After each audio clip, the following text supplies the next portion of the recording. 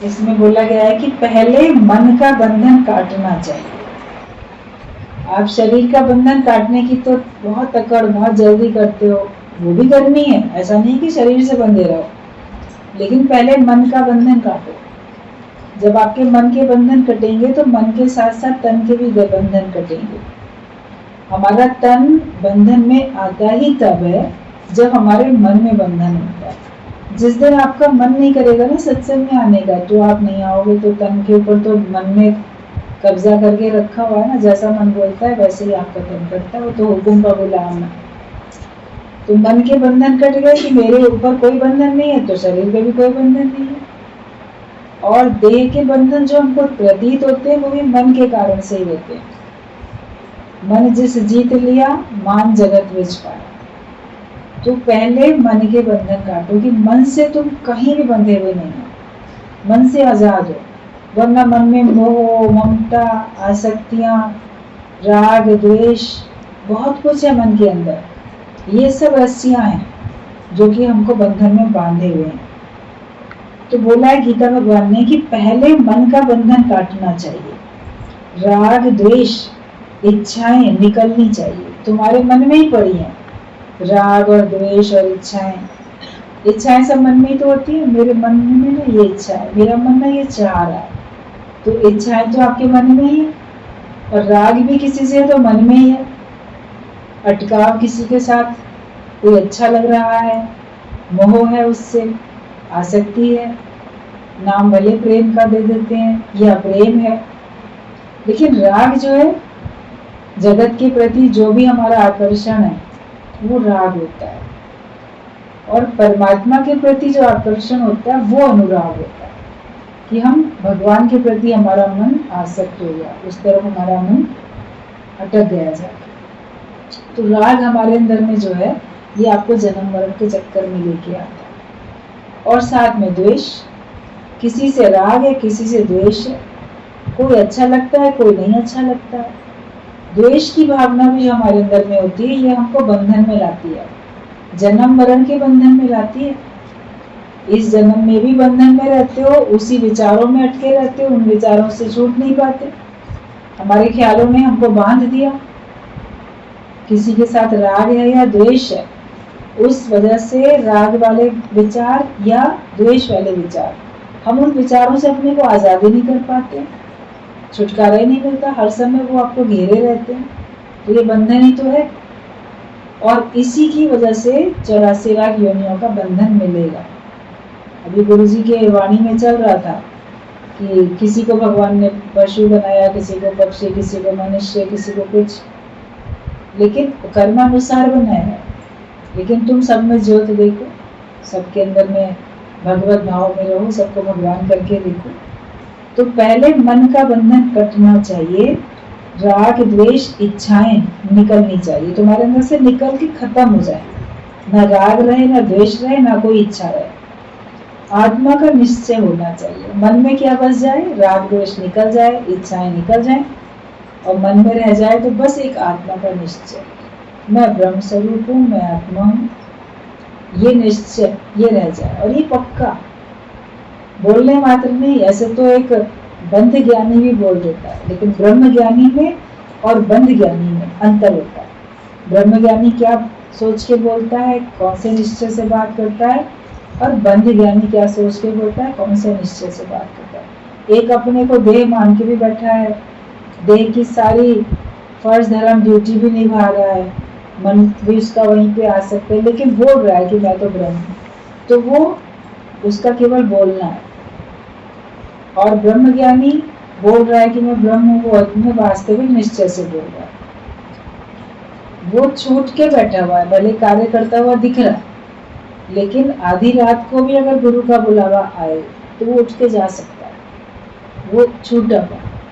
इसलिए उसका निश्चय सच्चा है, पक्का है। और जो इस समय तो नहीं आ सकते, इस समय ये काम नहीं कर सकते, अभी नहीं कर सकते, तो ये जो बातें हैं ये बंध ज्ञानी के लक्षण है, जो बंधन में है, जिसके अंदर बंधन है वो।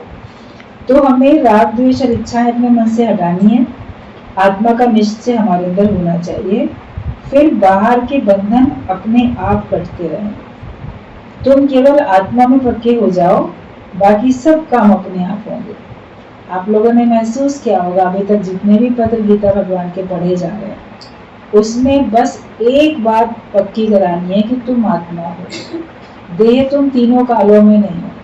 बस एक आत्मा का निश्चय करके बैठो। ये बात केवल ब्रह्म ज्ञानी गुरु ही बता सकता है।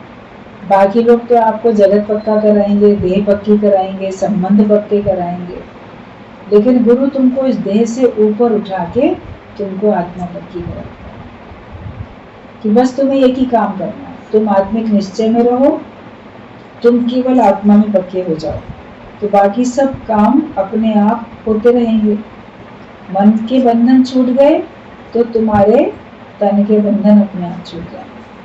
भीतर से तुम मुक्त हो तो बाहर से भी तुम मुक्त हो जाओगे। हम भीतर से बंधे हुए हैं, इसीलिए हम बाहर से भी बंधे हुए हैं। तो तुम आत्मा में केवल पक्के हो जाओ तो बाकी काम सब अपने आप होते रहेंगे। मैं भगवान से कैसे अलग हूँ, अपने आप से पूछो। भगवान में और मेरे में क्या फर्क है? कल भी बात चली थी, आज के पत्र में वही बात निकल आई कि भगवान में और मेरे में क्या फर्क है, ये महसूस करो, ये देखो और उस फर्क को मिटाते जाओ। तो मैं भगवान से कैसे अलग हूँ, अपने आप से पूछो। मैं अपने को भगवान क्यों नहीं मान पाता, क्यों नहीं कह पाता? क्योंकि मेरे अंदर अभी जीव भाव है, मेरे अंदर अभी जगत है। जगत के प्रति कुछ न कुछ राग द्वेष या कुछ इच्छाएं या कोई फर्ज धर्म कुछ तो है जो हमको जगत से बांधे हुए और हम उससे छूट नहीं पाते। उसके अलावा जगत को सत्य मान के बैठे, इस वजह से भी तुम उसको छोड़ नहीं पाते। उसका दुख, उसका सुख बहुत सच्चा लगता है। जगत के द्वारा मिलने वाला मान अपमान बहुत सच्चा लगता है, लाभ हानि बड़ी सच्ची लगती है, लेकिन है तो ये सब सपने की है सब रचना, धोखा ना कहीं खाना। फिर भी मनुष्य धोखा खा के बैठा हुआ है। तो रोज रोज अपने आप से पूछो कि मैं भगवान से कैसे अलग हूँ, भगवान और मैं मिलके एक क्यों नहीं हो गए? अगर आप जीते जी अपने को उससे मिला के एक करोगे तभी तो आप मुक्त हो पाओगे। जो विदेह मुक्त है वो ही जीवन मुक्त है, जो जीवन मुक्त है वो विदेह मुक्त है। दोनों बातें हैं इस तरह से। आप जीते जी मुक्त होके बैठो, मतलब बंधन रहित होके बैठो। तुम्हारे को अंदर से एक भी बंधन बांधे ना, एक भी बंधन। ऐसे तुम अपने आप को करके बैठो तो तुम कैसे अपने आप से निर्बंधन होके बैठते हो। तो फिर आप देखोगे हमारे ऊपर कोई बंधन नहीं है, हम मुक्त हैं। मुक्ति का निश्चय कर लिया, आत्मा का निश्चय कर लिया, तो जीते जी हम अपने को मुक्त महसूस कर रहे हैं, तो हम जीवन मुक्ति का आनंद ले रहे हैं। आप अगर उलझे हुए हो तो आनंद तो नहीं ले रहे, परेशान हो किसी बात में तो आनंद तो नहीं ले रहे, कहीं ना कहीं डर है किसी बात का, चिंता है किसी बात की, तो आप आनंद कहाँ ले रहे हो? और ये सब राग द्वेष और इच्छाओं के कारण से ही होता है। जिसने राग द्वेष हटा दिए, जिसने इच्छाएं हटा दी, तो वो जीवन मुक्ति का आनंद ले सकता है, क्योंकि वो हटने के बाद तो ब्रह्म स्वरूप हो ही जाता है। आत्मिक निश्चय अपना तुम कर ही लेते हो, तो तुम केवल आत्मा में पक्के हो जाओ और फिर ये देखो कि मैं भगवान से कैसे अलग हूँ, अपने आप से पूछो। और भगवान में और मेरे में क्या फर्क है? जो भी फर्क है उसको तुम मिटाते चले जाओ। ज्ञान का फर्क है। आनंद, यदि किसी को आनंद नहीं है, मुस्कुराता भी नहीं है 24 घंटे, तो उसे ज्ञान का ग भी नहीं लगा है। अगर तुम्हारे में और भगवान में जो अंतर है, आनंद का ही तो अंतर है। भगवान आनंद स्वरूप है, आनंद कंद उसको बोलते हैं।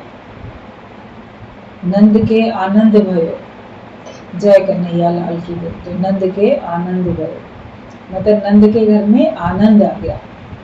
तो भगवान ही तो है जो आनंद है। तो जिसके अंदर में आनंद की अनुभूति होती है वो मुक्त स्वरूप है, और भगवान ही आनंद रूप है। क्या हम अपने को आनंद रूप समझते हैं? हर समय मैं मगन रहता हूँ, हर समय खुश रहता हूँ, हर समय आनंदित रहता हूँ, 24 घंटे क्या मुस्कुराता रहता हूँ? अगर मैं ये सब नहीं कर पा रहा हूँ तो मेरे में भगवान में भी अंतर है। लेकिन अगर मैं ऐसे ही महसूस में हर समय मन मगन रहता है, हर समय मन बड़ा खुश रहता है, बड़े अपने अंदर में एक आनंद की अनुभूति होती है। आनंद वो चीज होती है कि पदार्थ तुमको मिले या ना मिले, तुम्हारी स्थिति मस्ती वाली रहे, तुम्हारी स्थिति आनंद वाली रहे, प्रसन्नता वाली रहे। लोगों को पदार्थ मिलते हैं तो प्रसन्न होते हैं, पदार्थ नहीं मिलते हैं तो दुखी हो जाते। दुख सुख है वो, दुख और सुख दोनों से ऊपर आनंद की स्थिति है, और वो भगवान का रूप है। तो तुम्हारे में भगवान में अंतर ये है कि तुम आनंद में नहीं रहते, तुम्हारा प्रसन्नता का भाव घटता बढ़ता रहता है, वो एक रहे, एक रस अवस्था में आ जाओ। तो ज्ञान से ये फर्क मिटेगा। जब आप अपने को ब्रह्म आत्मा जानोगे तो ये फर्क मिटता जाएगा। और यदि किसी को आनंद नहीं है, मुस्कुराता भी नहीं है 24 घंटे, तो उसे ज्ञान का ग भी नहीं लगा है। आप मत बोलना कि मेरे को तो बड़ा ज्ञान है, मेरे को सबसे ज्यादा ज्ञान है, मैं बहुत ज्ञानी हूँ, मैं इतने साल से सत्संग में आता हूँ, मुझे ज्ञान है। या बोलो नहीं तो अंदर में महसूस भी मत करना कि मैं ज्ञानवान हूँ। पहले ही देखो तुम हर समय आनंद में रहते हो। अगर आनंद में रहते हो तो तुम ज्ञानी हो, तो तुम्हें ज्ञान लगा। और अगर नहीं रहते हो तो ज्ञान का अभी ग भी नहीं लगा, मतलब शुरुआत ही नहीं हुई है। ज्ञान की शुरुआत होते ही तुमको प्रसन्नता आ जाती है। सतगुरु के मिलने से मन प्रसन्न होने लग जाता है, तो समझो कि ज्ञान हमको लगना शुरू होता है। जिस मिलिए मन होए आनंद, सोई सतगुरु कहिए सोए। इसीलिए बोला गया कि जिसके मिलने से मन में आनंद की अनुभूति हो जाए उसी को गुरु मानो, क्योंकि गुरु के मिलने से आपके अंदर में आनंद आने लगता है। एक प्रसन्नता ऐसी आने लगती है कि गुरु ने हमें कोई पदार्थ भी नहीं दिया, कुछ भी नहीं दिया, लेकिन उसने केवल हमको अपनाया और हमने उसको अपनाया, तो आनंद तो तभी आया। मतलब ज्ञान की शुरुआत तभी से ही हुई। एक्सेप्ट किया उसने तुमको, तुमने उसको, तो ज्ञान की शुरुआत तभी हो जाए। ज्ञान का ग भी नहीं लगा, मतलब कि तुमको आनंद ही नहीं आया, तुम खुशी नहीं रहते। ज्ञान की तो शुरुआत में पहली चीज ही है, मन मगन हो जाए, मन मुस्कुराने लगे, मन खुश रहने लगे, और ये संसार की बातें सब मिथ्या लगने लगे। सारे सुख, आकर्षण, पदार्थ सब फीके लगने लगे। अब मोह फीका लगे संसार। आप ये बोलोगे संसार में कोई सार है ही नहीं, संसार में कुछ है ही नहीं, हमें सब फीका फीका लगता है, हमें केवल ज्ञान अच्छा लगता है, हमको यही सच ठीक लगता है, बाकी जगत में तो सुख है ही नहीं। जैसे रेत है, पानी है ही नहीं, पता चल गया तो लोटा लेके पानी भरने तो नहीं जाएंगे। तो जब ये बात पता चल जाती है तो हम जगत की तरफ जाते ही नहीं है, कुछ भी पाने की आस करके हम अपने आप में मगन रहते हैं। तो तुम्हें ज्ञान लगा कि नहीं लगा, ये तुमको अपनी स्थिति का पता चलेगा। कि अगर 24 घंटे खुश रहते हो, मुस्कुराते रहते हो, तो तुमको ज्ञान है, लग गया तुम्हें ज्ञान। नहीं करते हो तो तुम्हें भी ज्ञान की शुरुआत ही नहीं है। गुरु कहता है कि तुम केवल साइन करो कि मैं तुम्हारा हूं, मैंने तुम्हें फुली सरेंडर किया है, बस फिर तुम्हारा काम उतर गया। अब तुम्हारे बदले सब फिक्र, चिंता, सिमरन, भजन, ध्यान, ज्ञान गुरु सोचेगा कि अब इसके लिए क्या करो। कितनी अच्छी बात बोल दी कि तुम केवल जैसे किसी को साइन करके दे देते हैं ना, स्टैम्प पेपर पे, सादे पेपर पे, कि मैंने तुम्हें लिख के दे दिया, मतलब कि पक्की बात हो गई। लिख के दे देने से पक्की बात हो गई। तो तुम गुरु को ये लिख के साइन करके दे दो कि मैं तुम्हारा हूं। बोलते तो रहते हो गुरु जी हम तो तुम्हारे हैं, मगर अंदर से पता नहीं किस किस के बने रहते हो। उस जमाने में पत्र लिखने का रिवाज था, आजकल तो कोई नहीं लिखता है पत्र। तो पत्र लिखने में जब अपना नाम नीचे लिखते थे तो आपकी लिखते थे।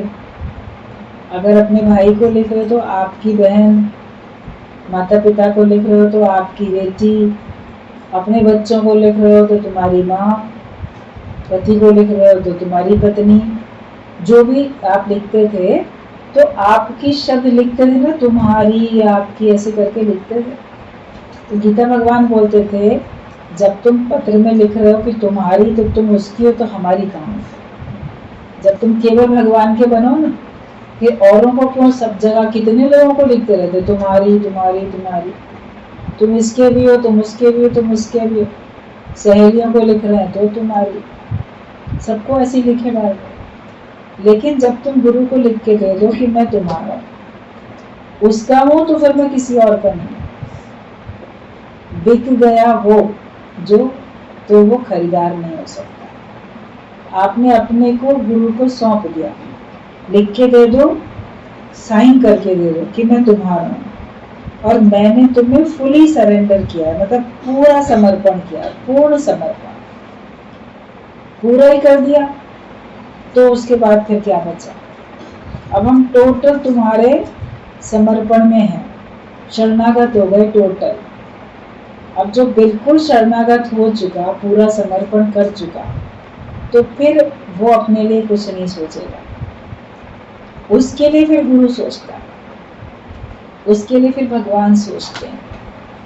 जब तक आप अपने लिए सोचते रहते हो तब तक गुरु थोड़ा निश्चिंत रहता है, भगवान भी निश्चिंत रहते हैं। लेकिन जब तुम पूरा समर्पण कर देते हो तो फिर तो सोचना पड़ेगा ना।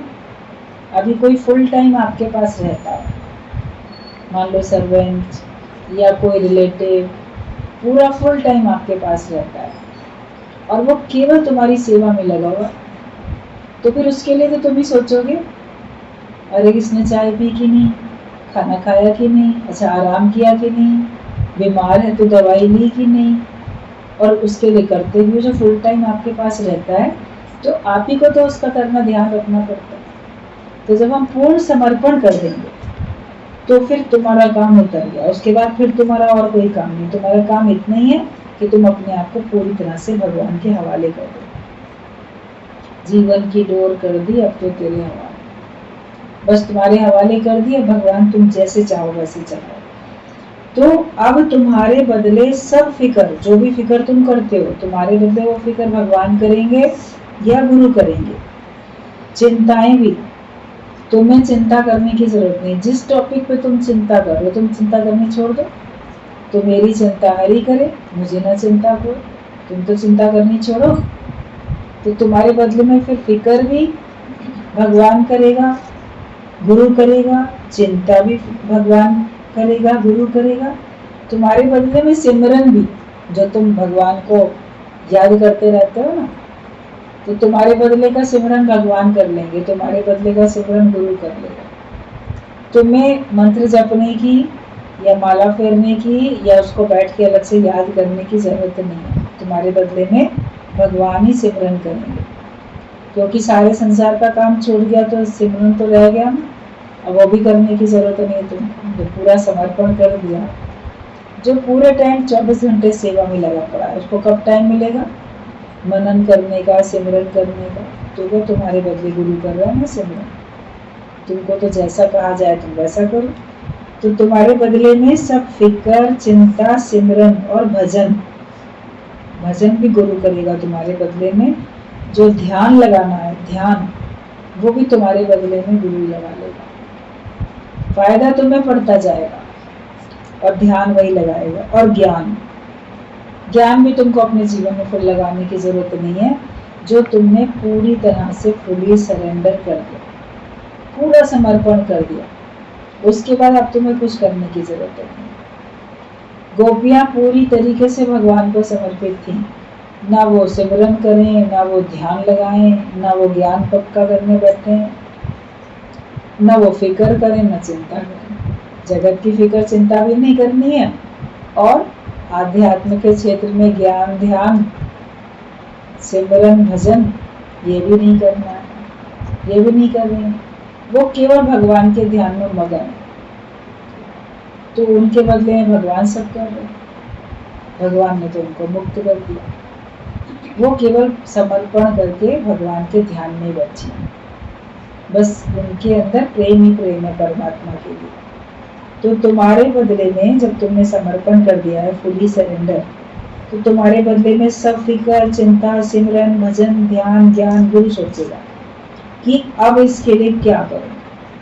वो तुमको खुश करने के लिए, तुमको सुखी करने के लिए या तुम्हारी उन्नति के लिए अब वो सोचेगा। लेकिन जब तक तुम चिंता करते रहते हो, तुम सोचते रहते हो, तब तक वो सोचता है कि सोच रहा है ना अपने लिए, अभी मेरे को समर्पण कहाँ किया, ठीक है इसको अपनी मर्जी पूरी कर लेने दो। एक दृष्टांत था कि एक पिता और पुत्र जा रहे थे कार में। तो पुत्र अभी छोटा था, बहुत छोटा भी नहीं था लेकिन तो भी छोटा था। तो जा रहे थे तो आगे रास्ते में सड़क पे एक बड़ा सा पत्थर बीच में पड़ा हुआ था। कभी कभी होता है ना, पहाड़ों से कोई पत्थर उलट के आ जाता है, या कहीं कोई और काम चल रहा होता है तो कोई कंस्ट्रक्शन होता है तो कोई पत्थर आ जाता है। तो बड़ा सा एक पत्थर सड़क पे था। तो पिता ने कहा रोकी कि चलो पत्थर हटा दें, तब तो आगे जाएगी, रास्ता तो उतना ही है। तो बेटा कहता है पिताजी आप रहने दीजिए, मैं हटाता हूँ पत्थर। अब पिता सोचे 10-12 साल का लड़का है, ये कहाँ से इतना बड़ा पत्थर हटा लेगा। लेकिन तो भी चूंकि उसने कहा था तो पिता ने मुस्कुरा के बोला ठीक है हटाओ, जाओ हटाओ।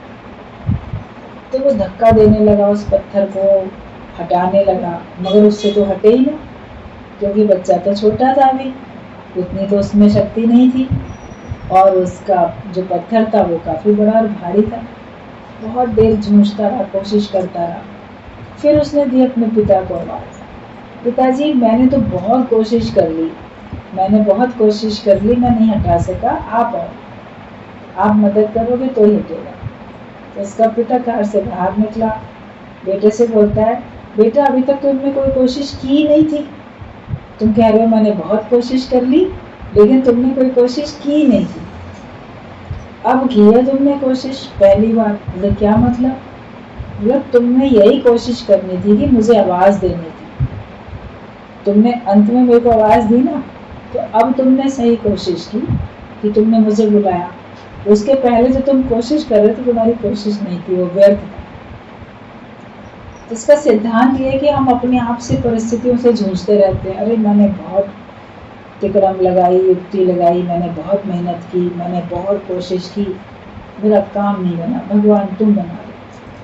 तो जब हम कहते हैं भगवान तुम बना दो, तो उसी समय हमने समझे भगवान को कोशिश की है, वरना पहले तो हम अपने दिमाग से लगे ही पड़े रहते थे। तो हम पहले ही ना सरेंडर करके बैठे हैं, फिर तुम्हारे द्वारा भगवान कर रहा होगा लेकिन तुम नहीं करते हो। जब तक तुम अपने से कहते रहते हो मैं करता हूँ, तो तब तक फिर तुम्हारा कहना व्यर्थ है। लेकिन जब तुम भगवान को अपनी मदद के लिए सामने उसको आगे रख लेते हो कि भगवान तुम करोगे, भले तुम्हारे शरीर के द्वारा भी होगा, लेकिन बोलो नहीं भगवान आप हो, आप ही करोगे, मेरा आपकी कृपा से हर काम हो रहा है, आप ही की कृपा से मेरा सब काम हो रहा है, आप ही करने वाले, हमारे जरिए भी आप ही करने वाले। तो ये मेहनत, ये कोशिश हमारी सच्ची होती है। तो भगवान भी सोचता है इसके लिए क्या करूं, तो भगवान करता है। और हम जब तक खुद अपने लिए सोचते रहते हैं तो भगवान उस पिता के तरीके से मुस्कुरा के देखते रहता है, ठीक है कर लो जितनी कोशिश करनी है, जब हमको कहोगे तभी हम करेंगे। तो भगवान का भक्त पहले ही भगवान को आगे रख के कहता चल। एक कभी कभी कोई बात ऐसे होती थी, कोई चुटकुला गुरुजी बताते थे, तो इसमें था कि एक भगवान का भक्त था, वो कोई भी काम शुरू करने से पहले बोलता था भाई हर काम गुरु करेगा, चल गुरु हो जा शुरू, चल गुरु हो जा शुरू, जो भी काम उसको करना पड़े करे खुद, बोले चल गुरु हो जा शुरू, तो उसका काम बनता रहता था। ये देखो ये गुरु को आगे रखता है, तब मैं थोड़ी हूँ, मैंने तो समर्पण कर दिया, अब मेरे में वो है तो वो ही करेगा, मैं तो उसी से कहता हूँ चलो गुरु करो काम, भले कर खुद रहा होता है। लेकिन ऐसी भगवान का भक्त भगवान को कह देता है चलो भगवान काम करो, और करता चाहे खुद ही है, लेकिन वो आगे तो भगवान को ही रखता है। तो भगवान तुमसे भी छिपा कर विश्वास, शांति, आनंद देगा, जिसका तुम्हें पता भी नहीं चलेगा। विश्वास, आनंद, शांति सब तुमको मिलेगी, तुमसे भी छिपा के। तुम सत्संग में आते आते देखोगे हमारे अंदर कितनी शांति आ गई है। पहले मन कितना अशांत रहता था, अब कैसे हो गया ये सब चमत्कार। कुछ ऐसे गुरु ने खास हमारे साथ मेहनत करता हुआ भी नहीं दिखा, हमको अलग से कोई युक्ति भी नहीं बताई, बस हम आके बैठते चले गए और पता नहीं कब में को हमारे अंदर इतनी शांति आ गई, कैसे आ गई। और भगवान में पूर्ण विश्वास हो गया, वरना पहले भगवान में भी विश्वास नहीं था कि भगवान करेंगे कि नहीं करेंगे, एक शक लगा रहता था। तो भगवान में विश्वास नहीं था, और अब कितना विश्वास हमारे अंदर आया। तो गुरु ने तुमसे भी छिपाकर तुम्हारे अंदर विश्वास, शांति और आनंद दे दिया, जिसका तुम्हें पता भी नहीं चलेगा। तुम कहोगे कि कैसे ये सब हो गया, पता ही नहीं चला। ये सब गुरु ने किया जब तुमने सब कुछ छोड़ा, इसलिए अपने को हल्का करो। चिंताएं, फिक्र तुमको भारी बना देती हैं। अरे मेरे ऊपर बड़ी जिम्मेदारी का बोझ है, ये कब पूरा होगा, तुमको भारी बना देती है, बोझ लगने लगता है तो तुम्हारा दिमाग भारी हो जाता है। लेकिन भगवान का भक्त सब भगवान को सौंप देता है, उसके अंदर फिर कोई भारीपन भी नहीं आता है। तो तुम सब सौंप के अपने को हल्का कर लो, और गुरु करेगा ही तब जब तुम पूरा छोड़ोगे। एक व्यक्ति खुद भी गाड़ी चला रहा है, दूसरा भी चला रहा है, दो लोग मिलकर कैसे चलाएं। ड्राइवर होगा तो बोलेगा कि अरे तुम हटो ना, मैं चलाऊं, या तो तुम चला लो या हम चला लो। तो तुम्हारे जीवन की गाड़ी या तुम चला लो या भगवान चला लो, एक ही तो चलाएगा। दो लोग मिलकर चलाने लगेंगे तो फिर ठीक से चलेगी भी नहीं गाड़ी। तो अपने को हल्का कर दो। ये सब गुरु का आकर्षण है, जो सबकी दिलों को प्रेम में कैद करता है। और मन ये कहता है कि काश मैं कभी आजाद ना हूं। कैद करो तो कबूल नहीं, मैंने कबूल कर ली है कि हमने गुरु की कैद हमने कबूल कर ली है। और मन ये बोलेगा कि गुरु के बंधन से मैं कभी भी छूटूं नहीं। और सारे बंधन माया के छूटते हैं, बाकी कैद से हम आजाद होते हैं, मन की और माया की कैद से। लेकिन जो गुरु हमको सत्संग के कैद में रखता है, इस प्रेम की कैद में रखता है, इसमें हम बने रहते हैं, इस प्रेम में, इस ज्ञान में हम बने रहते हैं। और मन ये कहता है कि इस कैद से अब हम कभी आजाद हैं। कोई बोले सत्संग छोड़ दो तो आप छोड़ नहीं पाओगे। कोई बोलेगा तुमको ना सत्संग का ही बंधन पड़ेगा, उसी में तुम बंधे पड़ो, उसी में अटक गए। तो ये अटकना, ये बंधना आपको हमेशा अच्छा लगेगा कि ये गुरु का आकर्षण है, जो सबके दिलों को प्रेम में कैद कर लेता है कि काश मैं कभी आजाद ना हूं। तो मन ऐसे कहता है, और तुम कैद करो तो हमें कबूल है। गुरु की कैद में जो काबू है वो दुनिया की इच्छाओं की, संबंधियों की, समाज की, लोकारीत की, जन्म मरण की कैद से छूट जाता है। जो गुरु की आज्ञा में है वो बाकी सारे बंधन से छूट जाता है। कितने कितने तरह के बंधन हैं। दुनिया का बंधन है, लोग क्या कहेंगे, अपनी इच्छाएं तुमको बांध के बैठी है संसार से। और संबंधी नाराज होते हैं, आने नहीं देते, या मेरे ऊपर ये जिम्मेदारी डाली हुई है, मुझे ये करनी है। तो संबंधियों की भी गुलामी, संबंधियों की कैद, इच्छाओं की भी, दुनिया की भी और समाज की। हमारे समाज में तो ऐसे नहीं होता है, हर एक का अपना अपना अलग समाज है ना, जाति, कुल, कुटुंब, समाज सबके अपने अपने। तो उसके भी, समाज के भी कुछ नियम कानून है, तो उसमें भी लोग बंधे रहते हैं। और लोकारीत, हम किसी के दुख सुख में जाएंगे तो कोई हमारे दुख सुख में आएगा, रिश्तेदारी है जाना तो पड़ेगा ही, नहीं जाएंगे तो बड़ी खराब बात है। तो ये लोकारीत होती है, दिखावे के लिए रीत निभानी है, मगर लोगों के कारण से। लोकारीत है, दिखावे के लिए जाना है, अपने मन से उस खुशी में या दुख में नहीं जा रहे, लेकिन चूंकि ऐसा है तो हमें जाना है, हमको वहां बैठना ही बैठना है। तो ये लोकारीत है। और जन्म मरण का चक्कर, जन्म मरण की कैद, अगर हम गुरु की कैद में आ जाते हैं, सत्संग की कैद में आ जाते हैं, तो हम जन्म मरण की कैद से भी छूट जाते हैं। 84 लाख योनियों का बंधन भी हमारे से छूट जाता है और किसी प्रकार का बंधन हमारे पर रहता नहीं। ज्ञानी आजाद है, ज्ञानी मुक्त है, बिल्कुल वो किसी के भी बंधन में नहीं आता है। बाहर से भले वो नम्रता में रहता है, प्रेम में रहता है, शिष्टाचार में रहता है, मर्यादित होकर रहता है, लेकिन अंदर से वो पूरा आजाद है कि वो जब चाहे तब छूट सकता है। बोलते गुरु का बुलावा और काल का बुलावा एक हो जाए। काल अगर आएगा तो तुम सब कुछ छोड़ के जाओगे कि नहीं जाओगे? कोई भी लोकारीत है उसको छोड़ के जाओगे? कितनी भी इच्छाएं तुम्हारी हैं, अभी तो मेरी ये इच्छा बाकी है, इसको पूरा करना है, तो तुम छोड़ के जाओगे ना? जब काल तुम्हारे पास आएगा तो तुमको सब कुछ छोड़ना पड़ेगा, तभी जा सकते। और छोड़ना पड़ेगा, बिना आप छोड़ो, चाहो या ना चाहो, आपको छोड़ना पड़ेगा। तो गुरु का बुलावा भी जब ऐसा हो जाए कि अगर सत्संग का हुक्म में बुलावा है, गुरु ने हमको बुलाया है, तो हम जा सके। और जो गुरु के प्रेम में बंधन काट लेते हैं, वो फिर निष्काम कार्य करने में बंधन काट पाए। जो गुरु के प्रेम में बंधन नहीं काटेगा, वो आगे कभी बंधन काट नहीं सकेगा। इसके लिए गुरु हमको सारे बंधनों से छुड़ाने के लिए पहले वो सत्संग के नियम में हमको बांधता है, सत्संग की कैद में हमको करता है, अपने प्रेम में हमको बांधता है, उसमें कैद में रखता है, तो फिर हमारा मन फिर कहीं और जाता ही नहीं है। तो जो गुरु की आज्ञा में रहेगा वो छूटेगा। हम लोग को छूट के बैठना, किसी प्रकार का बंधन हमारे को होना नहीं चाहिए। पत्र काफी बड़ा है, आज इतने ही सुनेंगे आप लोग।